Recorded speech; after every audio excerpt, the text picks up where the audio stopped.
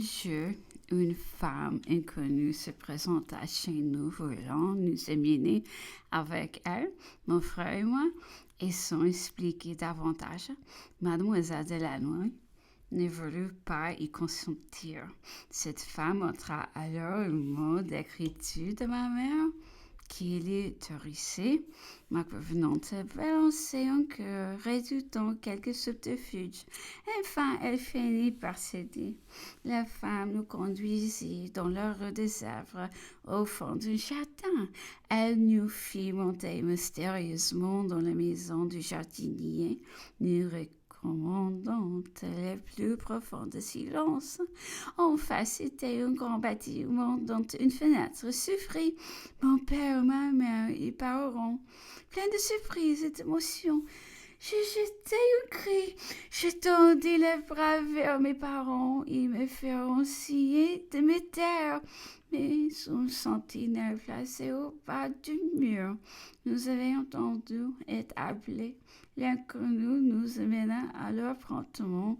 Nous sommes depuis que la fenêtre de la prison avait été murée impitoyablement. Ce fut la dernière fois que j'ai vu mon père. Peu de jours après, il n'existait plus.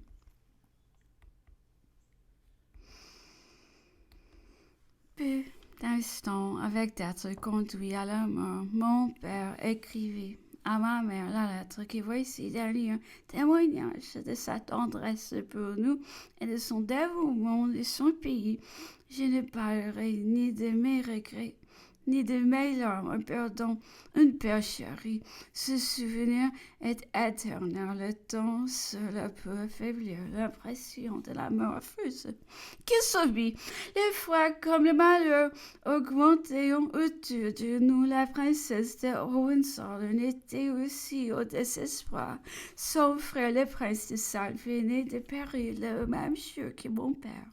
Nous passions toutes nos journées après d'elle à confondre nos douleurs. La princesse ne pensait qu'à quitter cette France où elle avait été élevée calmement, mais où elle éprouva un trop cruel chagrin pour ne pas la fuir. Nous allions donc la perdre. On parlait aussi de s'emparer de tous les enfants, des condamnés. Mon frère se sentait mon seul protecteur, et même celui de ma mère. Déjà le sang-froid et l'énergie qu'il a tant développé dans les suites se montreront à travers sa grande jeunesse. Je ne t'abandonnerai pas, me disait-il. Sois tranquille, je ne te laisserai pas l'enlever. Je me ferai soldat, alors on n'osera faire aucun mal à ma sœur, à ma mère, et pendant que je serai à l'armée jusqu'à ce que notre mère nous soit rendue, tout ira à la ferté-bornée. Toute seule sans toi, m'écriai-je. Ah non, je ne pourrai pas rester ici. Eh bien, tu viendras avec moi, tu n'auras pas peur des coups difficiles? Non, je te le promets, lui répondis-je avec courage. Alors ces projets enfantins que nous paraissaient si faciles à exécuter s'y resteront. Chassions les craintes du moment, mais ne chassions pas la douleur du coup affreux qui venait de nous frapper et l'inquiétude cruelle que nous ressentions pour notre mère. Elle avait dû marcher à la mort avec mon père lorsqu'elle s'entendit appeler. Elle tomba évanouie dans un tel état de faiblesse qu'on ne put la transporter. On viendra la prendre plus tard, diront ceux qui était chargé de ce terrible emploi.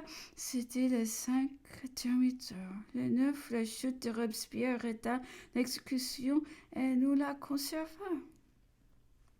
Lettre de Beauharnais à Joséphine, le 4 termiteur. L'âme de la République, une et indivisible. Toutes les apparences de l'espace d'interrogatoire qu'on a fait subit aujourd'hui à un grand nombre de détenus sans que je suis la victime de ce qu'elle rate de calomnie de plusieurs aristocrates soi-disant patriotes de cette maison, la présomption que cette infernale machination me suivra jusqu'au tribunal révolutionnaire ne me laisse qu'un espoir de te revoir, mon ami, ni d'embrasser mes chers enfants. Je ne te parlerai pas de mes regrets, ma tendre fiction peu, l'attachement fraternel qui me lie à toi, ne peuvent laissons aucun doute sur le sentiment avec lequel je quitterai la vie sous ces rapports. Je regrette également de me séparer d'une patrie que j'aime, pour laquelle j'aurais voulu donner 1000 fois ma vie, et que non seulement je ne pourrai plus servir, mais qui me verra échapper de son sein et me supposant une mauvaise citoyenne. Cette idée déchirante ne me permet point de ne pas recommander ma mémoire.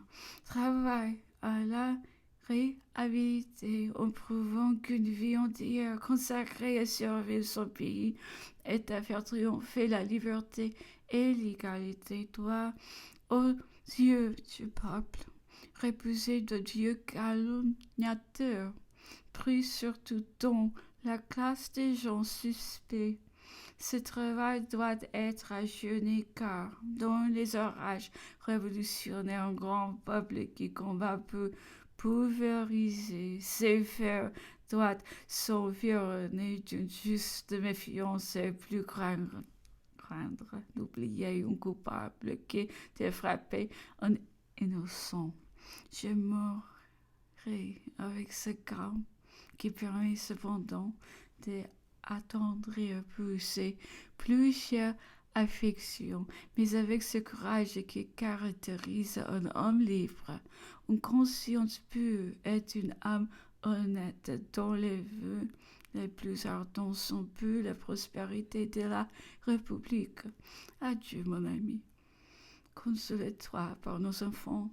Console-les en les éclairant et surtout en leur apprenant que c'est à force de vertu et de civisme qui doivent effacer le souvenir de mon supplice et rappeler mes services et mes titres à la reconnaissance nationale.